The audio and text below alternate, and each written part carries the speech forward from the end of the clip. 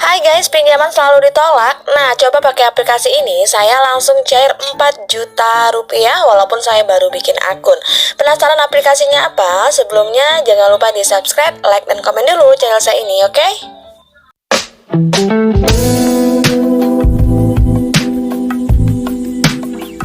Assalamualaikum warahmatullahi wabarakatuh. Welcome to my channel Gedang Pinjol. Apa kabar teman-teman semua? Semoga teman-teman dalam keadaan sehat walafiat dan selalu dilancarkan rezekinya dan juga selalu dilancarkan usahanya.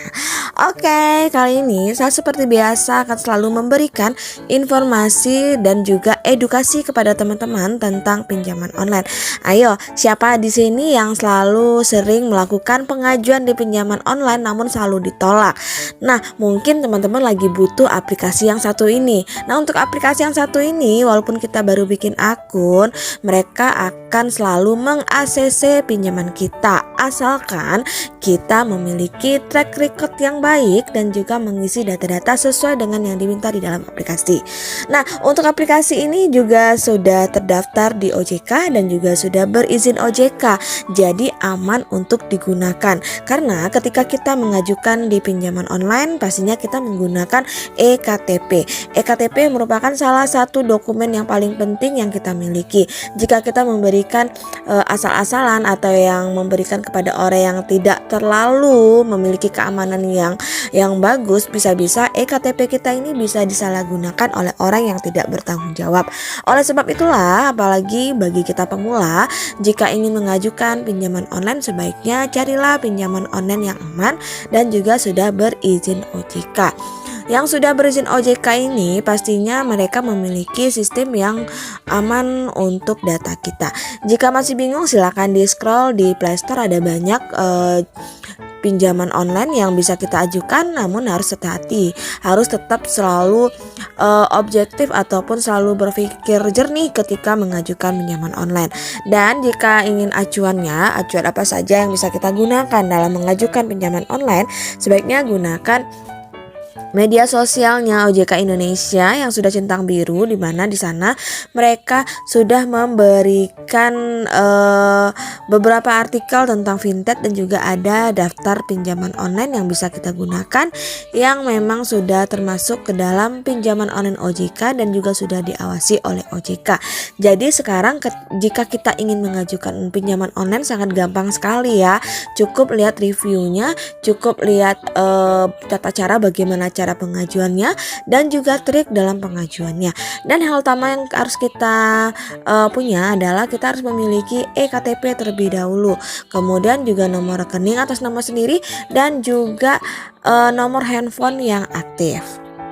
Oke, kita langsung aja ya mereview salah satu pinjaman online OJK yang tentunya mudah untuk pengajuannya, gampang untuk ACC-nya, dan cepat dalam proses pencairannya. Nah, sebelumnya jangan di skip video saya ini agar teman-teman tidak gagal paham dan mengerti bagaimana cara pengajuannya, dan yang gak kalah pentingnya bagaimana tips dan trik agar pinjaman teman-teman cepat di ACC. Oke, kita langsung aja ya, cekidot. Nah guys, langsung aja ya. Pinjaman yang akan saya review adalah pinjaman online Samir atau Sahabat Mikro. Nah, untuk Samir ini merupakan salah satu pinjaman online yang sudah peer-to-peer lending, yang terdaftar dan juga sudah diawasi oleh OJK, yang fokus memberikan perhatian kepada karyawan yang berpenghasilan UMR dan juga teman-teman yang lagi membutuhkan modal usaha untuk membangun UMKM yang dibutuhkan untuk mengembangkan usahanya. Jadi Samir ini memang sangat best seller juga di kalangan pinjaman online. Selain dia merupakan pinjaman online OJK, Samir juga membantu para karyawan dan juga para teman-teman yang ingin mengembangkan usahanya melalui UMKM. Kemudian persyaratan yang diajukan untuk mengajukan di pinjaman online ini pastinya sudah warga negara Indonesia dan juga memiliki penghasilan tetap dan juga memiliki nomor rekening atas nama sendiri dan memiliki memiliki nomor handphone yang aktif. Jadi bagi kita yang sudah karyawan atau sudah bekerja harus memiliki pekerjaan ataupun sudah berjalan selama 1 tahun. Dan juga bagi kita yang memiliki UMKM juga usahanya sudah berjalan 1 tahun dan juga memiliki laba bersih di 1 tahun terakhir ya. Itu bagi yang memiliki UMKM yang sudah berjalan. Namun bagaimana yang belum memiliki memiliki UMKM maksudnya. Jadi yang belum memiliki UMKM juga bisa mengajukan pinjaman di Samir ini, namun untuk tenornya ataupun untuk jumlah yang diberikan tentunya berbeda dengan yang sudah memiliki usaha atau adalah karyawan. Oke, kita lanjut bagaimana cara proses pengajuan di Samir ini. Nah, yang pertama teman-teman harus mendownload terlebih dahulu aplikasi Samir yang ada di Google Play ataupun di Play Store. Silakan diunduh sampai dengan proses unduhnya selesai. Nah, kemudian setelah proses unduh selesai barulah kita proses pembuatan akun. Nah, untuk pembuatan akun ini kita hanya membutuhkan nomor ponsel yang aktif atau yang valid, yang kemudian nanti mereka akan mengirimkan kode OTP-nya melalui SMS ke handphone kita. Nah, barulah akun kita bisa aktif. Nah, kemudian untuk di beranda awal kita akan ditampilkan beberapa jumlah pinjaman, limit pinjaman yang bisa kita pinjam, yaitu adalah 5 juta rupiah. Teman-teman berkesempatan mendapatkan jumlah pinjaman senilai 5 juta rupiah walaupun teman-teman baru bikin akun dengan syarat dan ketentuan yang diberlakukan di aplikasi Samir ini. Nah, jika kita setuju dengan jumlah limit yang diberikan, barulah kita klik ajukan pengajuan pinjaman dan nanti kita tinggal mengisi data-data yang dibutuhkan oleh aplikasi Samir ini. Nah, kita lanjut ya untuk cara pengajuannya. Setelah kita proses pembuatan akun dan juga kita mendapatkan limit pinjaman, barulah kita mulai mengupload eKTP. Mohon maaf di sini ketika saya mengupload KTP gambarnya tidak keluar ya. Dan kemudian untuk penguploadan KTP di sini kita ada informasi tambahan berupa agama, tempat tanggal lahir, kemudian kepemilikan tempat tinggal, ada juga informasi wilayah, alamat, kode pos dan juga lama tinggal. Nah, untuk semua ini teman-teman harus diisi sesuai dengan di eKTP ataupun dokumen kita. Jangan sampai teman-teman mengisi ketika kepemilikan tinggal ataupun informasi wilayah itu berbeda dengan yang ada di eKTP. Itu bisa saja mempengaruhi nilai scoring kita karena data yang kita isi tidak sesuai dengan eKTP atau dokumen yang kita upload. Nah, kemudian untuk tempat tanggal lahir itu juga sangat penting ya, karena mereka meneliti apakah sesuai dengan di eKTP atau tidak. Dan juga untuk alamat tempat tinggal juga harus sesuai dengan di eKTP. Itulah kenapa ya selalu nilai scoring kita rendah ataupun nilai scoring kita jelek di mata pinjaman online itu dikarenakan data-data yang kita isi tidak sesuai dengan yang di eKTP, karena kita tergesa-gesa ingin cepat proses pengajuannya, alhasil data yang kita isi asal-asalan. Makanya saya wanti-wanti dari awal, jika kita ingin mengajukan di pinjaman yang OJK memang harus diisi data sesuai dengan data yang sebenarnya. Nah, kemudian kita lanjut untuk informasi pekerjaan, di mana untuk informasi pekerjaan di sini ada kolom pekerjaan, bidang pekerjaan, lama bekerja, kemudian jabatan, nama perusahaan, nomor telepon perusahaan dan juga informasi wilayah, ada juga alamat lengkap. Jadi untuk semuanya ini memang juga kita harus isi karena kita cek aja langsung di pekerjaan. Dari kolom pekerjaan di sini mereka bisa menilai apakah kita cocok dan layak diberikan pinjaman dengan limit besar atau tidak, atau misalkan kita membuat untuk kolom pekerjaannya tidak bekerja. Nah, itu bisa menyebabkan nilai scoring kita jelek, karena jika kita ingin mengajukan pinjaman pastinya kita harus memiliki penghasilan yang tetap dan juga pekerjaan yang tetap. Karena kalau kita tidak memiliki pekerjaan, bagaimana cara kita untuk mengajukan pinjaman ya? Dari sinilah mereka bisa melihat nilai scoring kita baik atau tidak. Dan juga di sini ada juga bidang pekerjaan.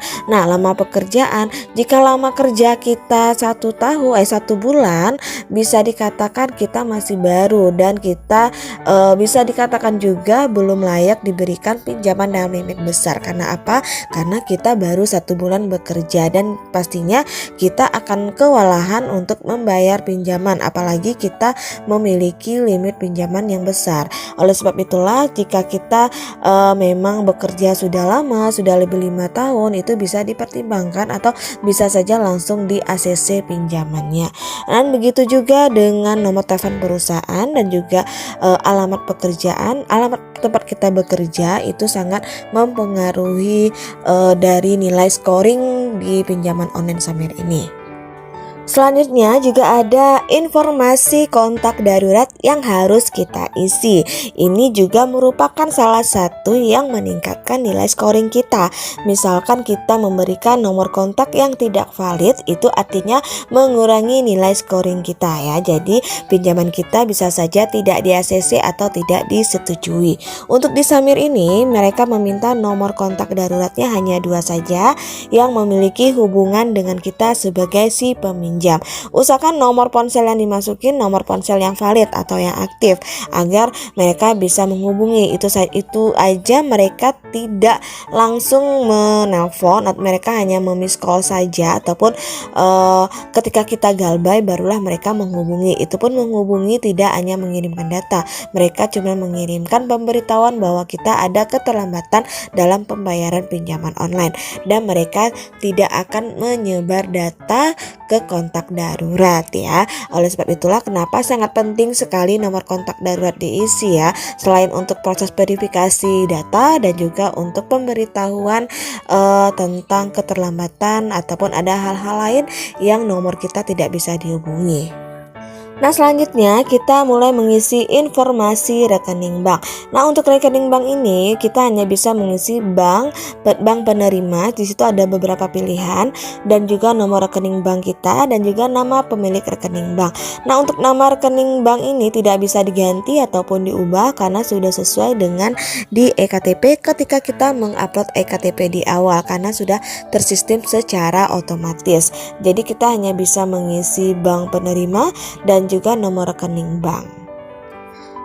Nah, langkah terakhir yang harus kita isi adalah verifikasi wajah langsung melalui aplikasi di Samir. Pastikan ketika kita mengambil proses verifikasi terdapat penerangan yang cukup di sekitar kita dan posisikan kamera di depan kita seperti hendak mengambil foto selfie. Jadi untuk kamera depan. Jadi ikuti step by step sesuai dengan petunjuk yang ada di dalam aplikasi. Nah guys, setelah semua data kita isi dengan benar, barulah kita menunggu proses verifikasi oleh pihak perusahaan. Biasanya proses verifikasi itu memakan waktu 1 kali 24 jam, bahkan bisa kurang dari 24 jam. Teman-teman tinggal menunggu saja proses verifikasinya. Biasanya mereka akan memberitahukan apakah pinjaman kita diterima atau ditolak melalui aplikasi. Jangan pernah teman-teman mengirimkan dana atau DP di awal sebagai syarat dalam pengajuan agar pinjaman kita di ACC itu tidak ada sama sekali. Dalam pinjaman online OJK mereka tidak meminta dana di awal ataupun DP di awal agar pinjaman kita di ACC. Teman-teman cukup menunggu saja ketika sudah proses verifikasi, sudah proses pengisian data, teman-teman tinggal menunggu saja proses verifikasinya. Oke teman-teman, itulah review dari saya ya. Step by step sudah saya ajarkan bagaimana cara pengajuannya dari awal sampai akhir. Semoga teman-teman bisa mengajukan pinjamannya dengan benar dan juga bisa langsung di ACC oleh pihak perusahaan pinjol. Dan juga jangan lupa gunakanlah pinjaman online ini dengan bijak. Jangan sampai digunakan untuk hal-hal yang tidak dibutuhkan. Usahakan gunakan untuk hal yang lebih produktif, karena dari hal yang produktif itu kita bisa membayar cicilan kita setiap bulannya tanpa ada beban. Oke, akhir kata wassalamualaikum warahmatullahi wabarakatuh.